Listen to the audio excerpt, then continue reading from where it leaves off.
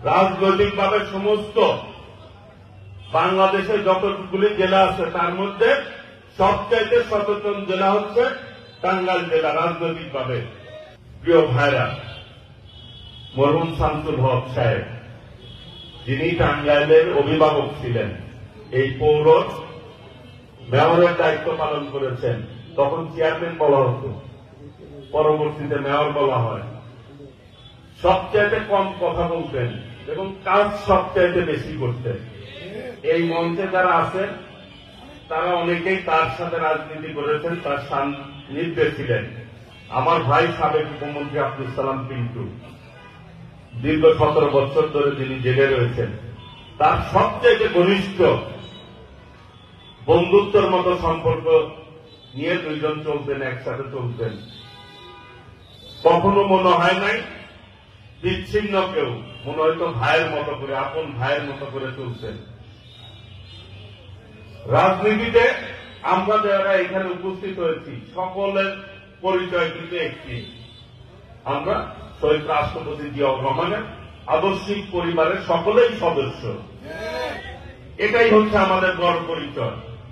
আজকে যদি এই দল না করতাম, দলের এই পদে না থাকতাম, আপনাদের সামনে কথাও বলার সুযোগ থাকতো না, পরিচয় কিন্তু ঘটতো না। এই যে আজকে আমরা এখানে সবাই উপস্থিত হয়েছি, শামসুল হক সাহেব আমাদের নেতা মারা গিয়েছেন, তাকে স্মরণ করার জন্য এখানে জেলা বিএনপি এবং সাবেক অনেকেই আমরা উপস্থিত হয়েছি। কারণ কি, এই দলটাকে আমরা ভালোবাসি, সেই দলের একজন নিবেদিত নেতা, তাকে স্মরণ করার জন্যই আমরা কিন্তু উপস্থিত হয়েছি।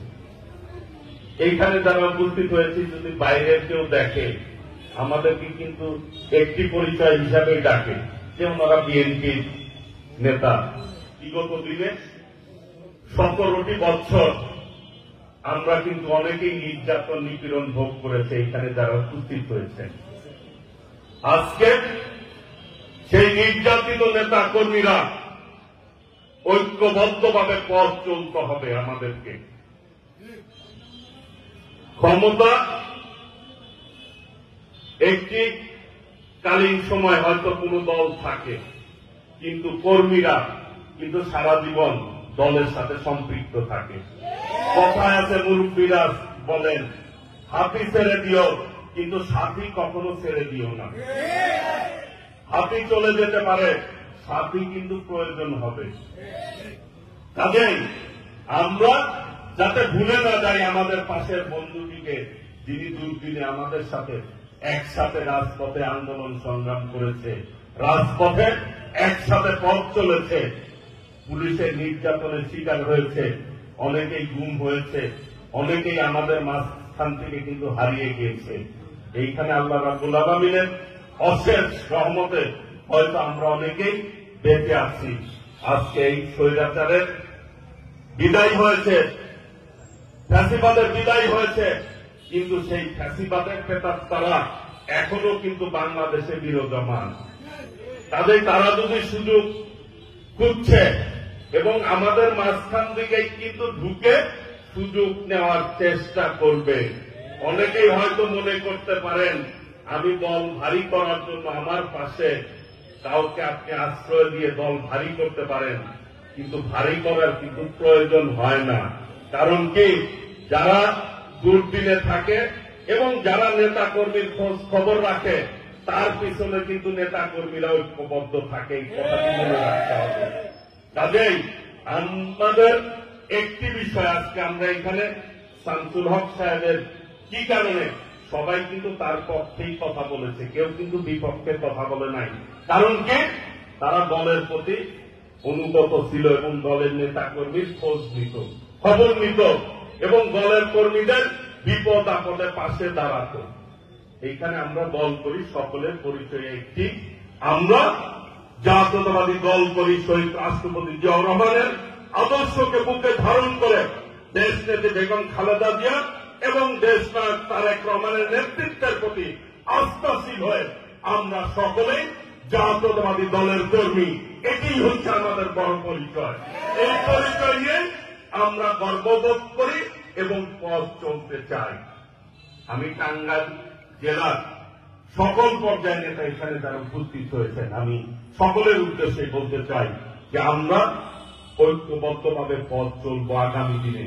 কারণ গণতন্ত্রের যে বিজয়, পরিপূর্ণ বিজয় কিন্তু আমরা এখনো অর্জন করতে সক্ষম হই নাই। একটি পথ আমরা অতিক্রম করেছি, ফ্যাসিবাদের পতন হয়েছে, ষড়যন্ত্র কিন্তু থেমে নাই। আরেকটি নির্বাচনের মধ্য দিয়ে মানুষের ভোটের অধিকার যখন প্রতিষ্ঠিত হবে, একটি নির্বাচিত সরকারের যখন বাংলাদেশের ক্ষমতার বলবে বা দেশ পরিচালনার দায়িত্ব নিবে, তখনই গণতন্ত্রের যে মূল যে বিজয়, সেই বিজয় অর্জন করতে আমরা সক্ষম হব। কাজেই আমরা যদি অনৈক্য তৈরি করি, নিজেদের মধ্যে ঐক্যবদ্ধ না থাকি, তাহলে ওই ফ্যাসিবাদী শক্তি যারা পতিত স্বৈরাচাররা কিন্তু সুযোগ সন্ধানীরা কিন্তু সুযোগ নিয়ে আবার এই দেশে একটি বিশৃঙ্খলা তৈরি করার প্রয়াস তারাই চালাচ্ছে এবং চালাবে। সেই ব্যাপারে আমাদের সজাগ থাকতে হবে, সতর্ক থাকতে হবে, যাতে কোনোভাবেই পতিত স্বৈরাচার যারা গণহত্যা করেছে, মানুষকে খুন করেছে, যারা এই দেশের ছাত্র জনতাকে হত্যা করেছে, আমাদের অসংখ্য নেতাকে গুম করেছে, জেলে নির্যাতন করেছে, যারা দেশনেত্রী বেগম খালেদা জিয়াকে মিথ্যা মামলায় জেল কাটিয়েছে, যারা দেশ নায়ক তারেক রহমানকে মামলা দিয়ে বিদেশে থাকতে বাধ্য করেছে, প্রবাসে থাকতে বাধ্য করেছে, তাদের বিচার বাংলার মাটিতে ঐক্যবদ্ধভাবে আমাদের করতে হবে। এই ব্যাপারে কোনো আপোষ করা যাবে না। প্রিয় ভাইরা, আজকে শুক্রবারের দিন, নামাজের দিন, আল্লাহ রাব্বুল আলামিনের কাছে আমরা দোয়া কামনা করছি। আল্লাহ রাব্বুল আলামিন যাতে আমাদের প্রয়াত নেতা শামসুল হককে আল্লাহ তারা বেহেশত নসিব করেন এবং বেহেশতের সর্বোচ্চ মোকাম জান্নাতুল ফেরদৌস দান করেন, এই দোয়া কামনা করছি। এবং আমার ভাই সাবেক উপমন্ত্রী আব্দুল সালাম পিন্টু মিথ্যা মামলায় খালাস পেয়েছে, আগামী দিনে ইনশাল্লাহ মুক্ত হয়ে আমাদের মাঝে আসবে এবং আমরা ইনশাল্লাহ সকলে মিলে ঐক্যবদ্ধভাবে দেশ নায়ক তারেক রহমানের নেতৃত্বে গণতান্ত্রিক বাংলাদেশ প্রতিষ্ঠিত হওয়া না পর্যন্ত একটি নির্বাচনের মধ্য দিয়ে দেশ নায়ক তারেক রহমান যদি চায় একটি গণতান্ত্রিক বাংলাদেশ, সৌহার্দ্যপূর্ণ বাংলাদেশ, সহমর্মিতাপূর্ণ বাংলাদেশ, সহযোগিতাপূর্ণ বাংলাদেশ চায়, যেই বাংলাদেশে থাকবে না কোনো বিশৃঙ্খলা, কোনো হানাহানি, সকলে এক এবং ঐক্যবদ্ধভাবে আমরা পথ চলব।